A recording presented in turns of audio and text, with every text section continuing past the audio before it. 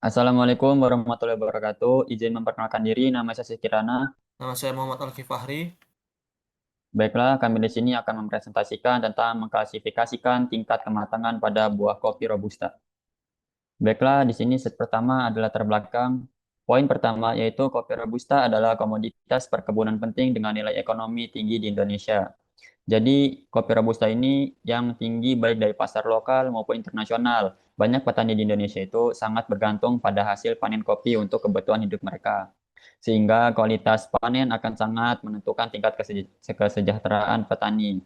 Nah, untuk poin kedua yaitu penilaian tingkat kematangan buah masih manual. Jadi hasilnya bergantung pengalaman petani. Jadi selama itu tingkat kematangan buah kopi ini biasanya ditentukan dengan cara melihat langsung warna dan kondisi buah. Cara manual ini sangat bergantung pada pengalaman petani. Jadi sehingga hasilnya itu bisa berbeda antara satu petani dengan yang lainnya dan tidak selalu konsisten. Yang ketiga, poin ketiga, teknologi kamera dan komputer bisa membantu klasifikasi otomatis yang lebih cepat dan konsisten. Nah, untuk teknologi ini, dengan bantuan teknologi kamera dan komputer, proses klasifikasi ini tingkat kematangannya bisa dilakukan dengan cepat dan objektif. Jadi, sistem otomatis ini dapat mengurangi ketergantungan pada pengalaman manusia saja, sekaligus bisa meningkatkan akurasi dalam menentukan buah mana yang siap dipanen. Untuk yang keempat, poinnya, masalah di lapangan, banyak buah kopi busuk karena jamur, serangga, kualitas panen menurun. Nah, jadi petani ini sering menghadapi kendala, yaitu berupa buah kopi yang busuk sebelum sempat dipanen. Jadi penyebab utamanya adalah serangan jamur dan serangga yang akhirnya menurunkan kualitas panen dan merugikan petani. Biasanya kopi akan menjadi busuk. Nah, untuk poin yang kelima, yaitu beberapa pohon kopi tidak produktif karena faktor genetik. Jadi ini diatasi dengan metode stek batang. Nah, kendala ini ada juga masalah pada pohon kopi yang kurang produktif akibat genetik. Jadi untuk mengatasinya itu, petani itu biasanya melakukan teknik stek batang. Jadi dari pohon yang sehat, agar dapat menghasilkan buah yang banyak dan lebih berkualitas itu, pentingnya kita stek. Nah, jadi itu akan menambahkan peluang untuk banyaknya buah kopi. Nah, untuk yang keenam itu data primer foto buah kopi berbagai kondisi. Jadi diperlukan untuk membangun sistem klasifikasi otomatis. Karena berbagai masalah tersebut, pengumpulan data primer ini berupa foto buah kopi menjadi sangat penting.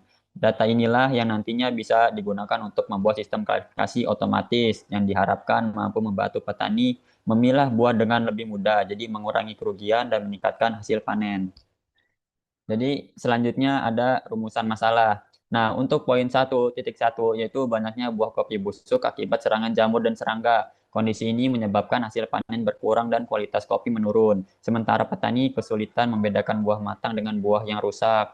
Nah, untuk masalah yang pertama ini, kondisi ini tidak hanya mengurangi jumlah panen, jadi tetapi itu menurunkan kualitas biji kopi yang dihasilkan. Akibatnya itu harga jual kopi bisa lebih rendah dan seharusnya mahal itu malah rendah. Selain itu, dalam jumlah yang besar, petani kesulitan untuk memilih secara manual mana buah yang benar-benar matang dan mana yang busuk, sehingga proses panen menjadi semakin tidak efisien. Nah, untuk poin 1.2, yaitu sebagai pohon kopi, jadi sebagai, aduh, jadi sebagai pohon kopi tidak bisa berbuah lebat karena faktor genetik atau bibit walaupun sudah dirawat dengan baik, hasil tetap sedikit sehingga petani perlu melakukan stek batang dari pohon yang sehat yang membutuhkan waktu dan tenaga ekstra. Nah, untuk kasus kedua ini, walaupun telah diberikan perawatan dengan benar, pohon-pohon tersebut akan tetap menghasilkan buah yang sedikit. Untuk mengatasinya, jadi petani itu biasanya menerapkan teknik stek batang ya dari pohon kopi yang sehat agar hasilnya panen itu bisa lebih banyak dan berkualitas. Namun, teknik ini tidak bisa dilakukan secara instan karena membutuhkan keterampilan, waktu, dan tenaga tambahan, sehingga menjadi beban tersendiri bagi petani. Nah, untuk selanjutnya itu adalah tujuan proyek yang akan disampaikan oleh Saudara Alki.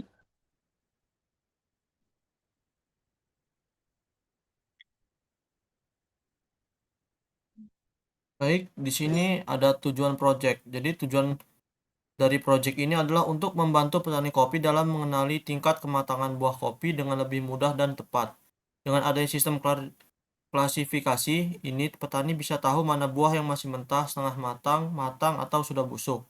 Selain itu, proyek ini juga bertujuan supaya hasil panen kopi bisa lebih berkualitas. Kalau buah busuk bisa cepat dipisahkan, otomatis biji kopi yang diolah jadi lebih bagus dan harga juga bisa lebih tinggi. Dengan begitu petani bisa lebih untung dan tidak terlalu rugi akibat banyak buah yang rusak. Nah, jadi dalam proyek ini data dikumpulkan secara langsung di kebun kopi dengan teknik pengambilan foto di lapangan. Kami menggunakan kamera smartphone karena lebih praktis, mudah dibawa, dan cukup baik dalam menangkap detail visual buah kopi. Foto diambil menggunakan pencahayaan alami agar warna buah tetap sesuai dengan kondisi aslinya. Untuk alat yang digunakan selain smartphone sebagai media pengambilan gambar, kami juga menggunakan laptop untuk menyimpan file foto dan perangkat lunak sederhana untuk memindahkan serta mengelola data. Dengan kombinasi alat ini, proses pengumpulan data bisa dilakukan dengan mudah tanpa memerlukan perangkat yang terlalu kompleks. Lalu di sini ada metode pengumpulan data, teknik, alat, dan prosedur. Teknik pengambilan foto secara langsung di kebun kopi menggunakan kamera ponsel dan pencahayaan alami. Lalu ada alat, yaitu kamera smartphone, laptop untuk penyimpanan, serta perangkat lunak sederhana untuk memindahkan dan pengolahan file. Lalu sini ada prosedur. Jadi sini ada mengidentifikasikan pohon kopi dengan kondisi buah bervariasi. Lalu ada mengambil foto buah kopi dalam 4 kategori, mentah, setengah matang, matang, dan busuk.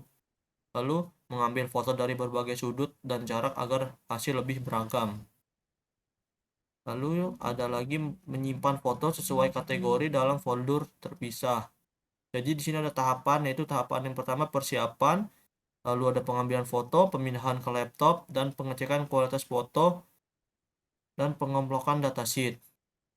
Nah, jadi prosedur pengambilan data dimulai dengan mengidentifikasikan foto kopi yang memiliki kondisi buah beragam. Selain itu, setiap buah difoto berdasarkan 4 kategori utama, yaitu mentah, setengah matang, busuk, dan matang.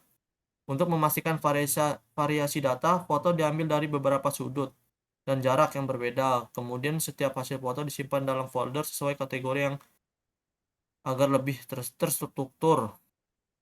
Tahapan pengumpulan data dilakukan secara sistematis, yaitu persiapan alat, pengambilan foto di lapangan, pemindahan data ke laptop, dan pengecekan kualitas foto untuk memastikan hasil tidak blur atau terlalu gelap. Terakhir, pengelompokan datasheet sesuai kategori. Dengan tahapan ini diharapkan data yang terkumpul lebih rapi, terstandarisasi, dan siap digunakan pada tahap selanjutnya.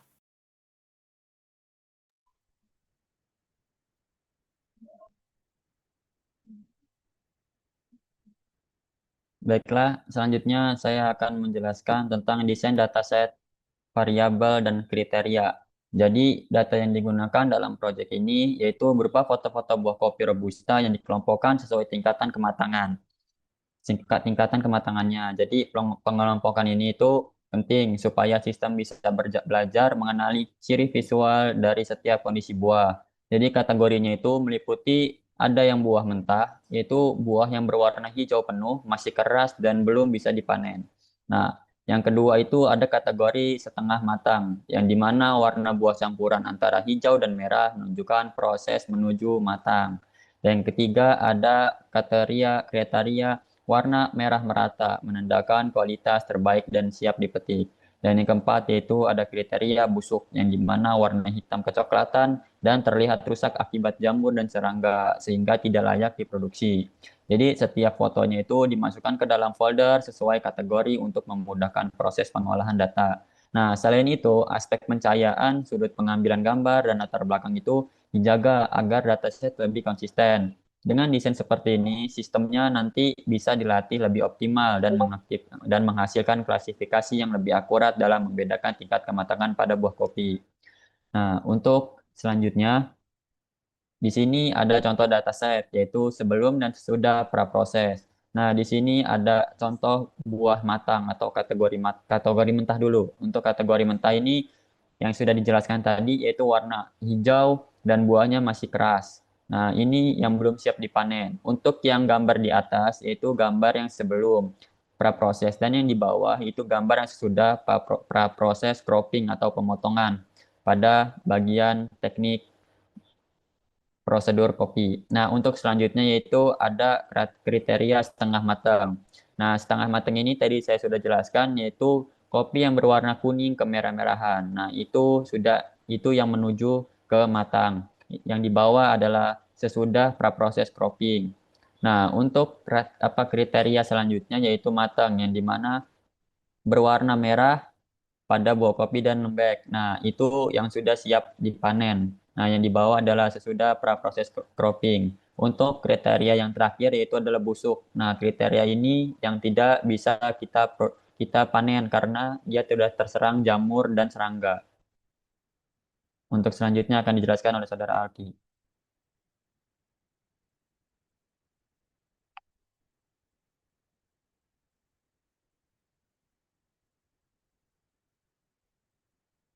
Nah, di sini ada rencana pemanfaatan data sheet. Jadi data kopi yang sudah dikumpulkan rencananya dipakai untuk melatih sistem klasifikasi berbasis computer vision. Sistem ini akan belajar mengenali perbedaan antara buah kopi mentah, setengah matang, matang, dan busuk. Kalau sistem sudah berjalan dengan baik, petani dapat terbantu saat panen. Proses pemilihan buah kopi akan lebih cepat, konsisten, dan akurat. Buah yang busuk bisa segera dipisahkan, sementara buah matang dipanen sesuai kualitas terbaik. Dengan cara ini, petani bisa meningkatkan mutu panen sekaligus mendapatkan harga jual yang lebih baik. Next.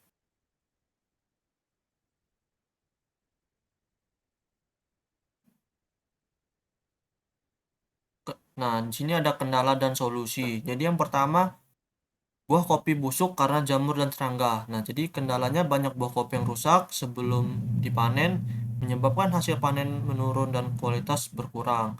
Jadi solusinya untuk masalah yang pertama ini, sistem klasifikasi bisa membantu memisahkan buah busuk sejak awal agar tidak tercampur dengan yang bagus. Selain itu, petani bisa melakukan perawatan tambahan seperti pemberian obat tanaman dan menjaga kebun tetap bersih agar jamur atau serangga tidak mudah menyerang. Lalu yang kedua, pohon kopi kurang lebat berbuah karena faktor genetik atau bibit. Nah, jadi kendalanya itu walaupun sudah dirawat, beberapa pohon tetap menghasilkan buah yang sedikit karena kualitas bibit yang kurang baik. Jadi untuk solusi masalah ini, petani bisa melakukan stek batang dari pohon yang sehat dan produktif. Dengan cara ini, pohon baru berpeluang lebih besar menghasilkan buah lebat sehingga hasil panen bisa meningkat.